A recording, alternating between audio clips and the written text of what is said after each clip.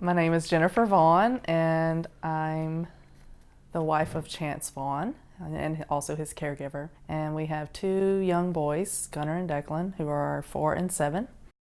We actually met at a party with mutual friends. And we just like struck up a connection like immediately. Like I just kind of was drawn to him for some reason. He's very personable and he has a great sense of humor, and I just was really drawn to him, and I wanted to date him immediately, but he was like, no, you're in high school, I'm in college, I don't think that'd be okay. And so he asked me to date him 3 days before he left for the Army. And I was like, okay, this is great.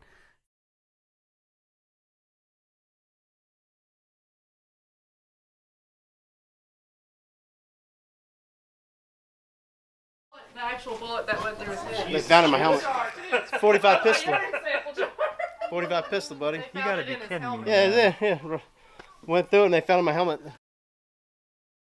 I remember that morning vividly. I mean, that's gonna just stick with my brain forever.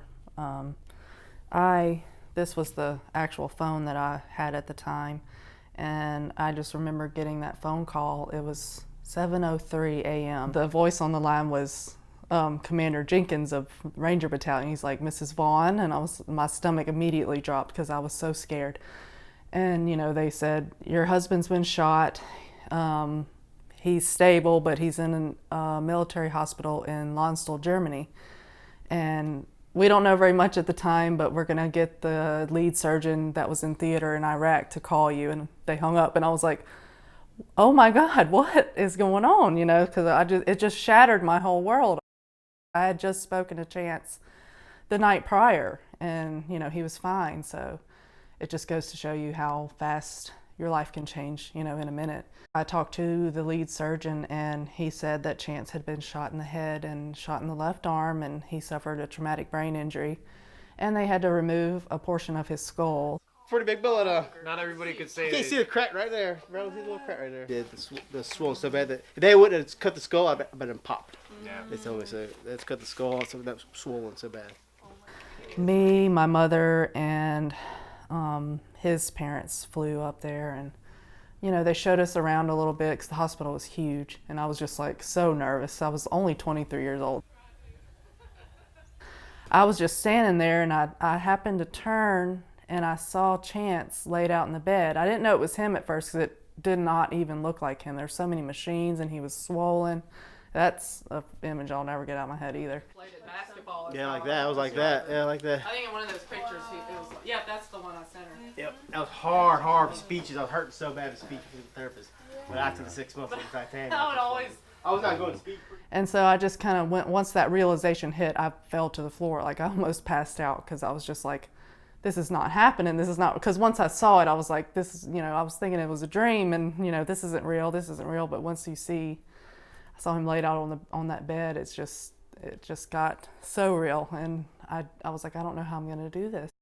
The doctors couldn't tell us a whole lot because with brain injuries, each recovery period is very different. So I had so many questions and no answers. So it was very frustrating. And, we just kind of prayed and took it day by day. He had a lot of difficulty with speech and stuff. So that communication line was broke. And I remember one day it took me 2 hours to figure out. All he wanted to know was if he was still getting paid. And it took me 2 hours to figure out what he wanted and what he was trying to tell me. So that was hard. And he would get mad at me and call me bad names and this, that, and the other. And I would get upset and go back to my room and cry and call my mom. And then I would go back to his room, and he'd be like, hey, where you been? And I'm like, seriously, you don't remember? So it was a roller coaster. As he got better, it got easier, but those times were very hard. When we go out in public, with Chance, it's hard. I constantly worry about our surroundings, who's going to be there. I don't know what kind of reaction he'll have any of the time.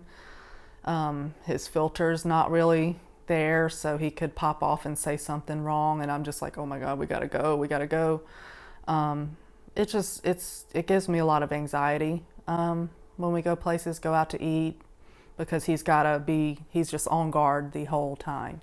So it's tough, but you know, we do the best we can. But mostly he's pretty open to trying, you know, to go places, but immediately if I see he's uncomfortable, we just leave, and that's okay. I've just had to learn to deal with that, you know, and be okay with it. So that's what we do. I would like to see him in some sort of therapy for PTSD, because he was in therapy for that when we were still active duty in Fort Benning, and I feel like it really helped him a lot to open up about things that he really can't talk to many people about. He's friends with a lot of veterans, other veterans that are injured, so they kind of communicate together and tell their stories to each other, and I find that helps him a lot. We just made friends with this couple who, her husband was also injured and he has a TBI and he's having a really rough time, but Chance is like, you know, I feel like I was put in this position to help people. So, and that makes him feel good. All the teachers at the boys' school know that Chance is injured, and they've prayed for Chance and, you know him well. So they kind of understand a little bit, but I don't think they really get the whole depth of the whole situation. I've noticed Gunner has anxiety. Him and Chance kind of have a kind of butt heads, I guess, is what I'm trying to say. And discipline is very hard because Chance is very harsh. I mean, I think sometimes he was a squad leader, and I'm like, Chance, these are your kids, not your privates, okay? You can't yell at them and do that. They're little, you know. I mean, we got to discipline them, but, you know, don't go too far. If I had a magic wand, I would erase everything and just go back to the old Chance before injury. I mean, but that's a perfect world. Just to ease some of his trouble, I know he has moments where he's like suffering in silence, I guess, and he doesn't really want to burden me with his problems, you know, with remembering bad memories about war and stuff. But I wish I could just, you know, fix that and put rose-colored glasses on him, and, you know, he not have to worry about that anymore. The nightmares and the memories of his comrades being killed in action, that's just, I couldn't even imagine. As far as intimacy goes in our relationship, it's kind of tough. It's gotten better now as we've gone through our journey, but at first it's like I felt like he's my child, you know. I was very protective of him and showered him, brushed his teeth, made sure he ate that day or shaved or took his medicine. And so when you have that role, it's kind of like it's a switch. It's like the mother-child role, and you don't feel intimate because it's like it's not, there's something missing there. And there's no help. Where do you go for help like that, you know, or like, what do you do? There's nothing to kind of get you through that. So if they could have some help somewhere with that, even if it's through therapy or something, I think that would be great, because it does affect your chemistry together. Still kind of does some days now, but for the most part, it's gotten better. It's something you just have to really work through and work at. And that goes back to the spark thing in the relationship too. Like we kind of had to do our courtship all over again and got like remarried, I guess, you know, because, you know, you just kind of are starting from the beginning. Chance had to learn ABCs again, and, you know, so it's like taking care of a kid. We had to do homework, and I'm like, what? This is, you know, it doesn't feel like my husband anymore. I had to kind of grieve for that for a while, and you know, it's gotten so much better. I just never thought it would. So I'm very glad where we're at today with it. But it's definitely something, intimacy is definitely something you have to work hard at when you're a caregiver with a brain injured husband. If you have questions, be open to us. A lot of people just look at the outside and say, oh, they're so happy and everything's going so well, when behind closed doors, maybe things aren't going so well. Being in this state and this city, there's not a military base around. So a lot of people don't understand they just think, oh yeah, he's going off to war, that's brave, that's awesome, you know, and they don't really understand all the surroundings of it and everything that goes along with being in the military and coming back from war and all that stuff. So there's not really a huge sense of community there. So we have to kind of reach to find people that have stuff in common with us. I had I guess a nervous breakdown. I think I was in too far. Like I just was treading water basically, and I couldn't go anymore. I just was done. My body just was like, nope, you need help. So I called my mom again. She's the best. And she just knew something was wrong. She was like, you're not right. Something's not right. I'm coming over right now. And she saw the state I was in and was like, we need to get you help. We're going to the hospital whether you like it or not. And I was like, no, I can't, because Declan was a baby at the time and Gunnar, you know, was real little. He was like 3 years old or 4 years old. And I was like, I gotta be here. I gotta, you know, Chance. And she's like, don't worry about it. We're gonna take care of it. You've got to get yourself better. So we went to the hospital and they did the psychiatric hold, and because I was having suicidal thoughts, which were scary. I've never had that happen before. And once I got into a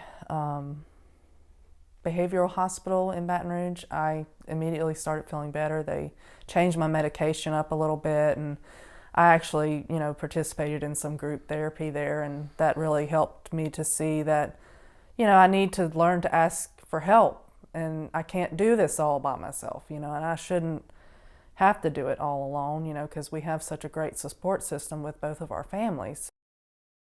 I still have the bracelet to this day, and it's just a constant reminder, like, don't go there. You know, if you start feeling like that again, ask for help. That's the main thing. The good days with our family, with Chance and my boys, are just time spent together. We went riding on the little side-by-side Chance's four-wheeler at his hunting lease the other day, and it was just so nice to have the boys there, and they were enjoying it, and Chance was enjoying it. So that's his element, is outdoors. He just loves being outdoors anywhere.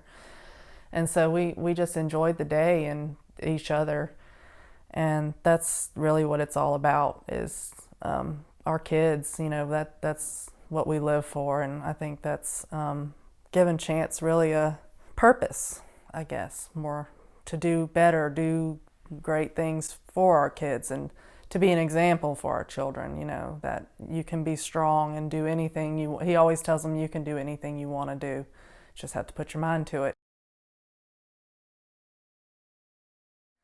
I've really loved participating in the photo narrative project and everything. We've gotten a lot out of it. I felt like when I was talking to Gala about my story, it just felt like a huge weight lifted off of my shoulders. I don't know, it just felt really nice to talk about it and get it, you know, in writing so I can look at it and, you know, explain with my pictures and stuff that our life story, because I think it's a great story. I'm very proud of our life together, you know, so I like to share it. And if it maybe could help someone else that's struggling in the beginning of their journey through this, you know, through the caregiving process, I would love for that to happen.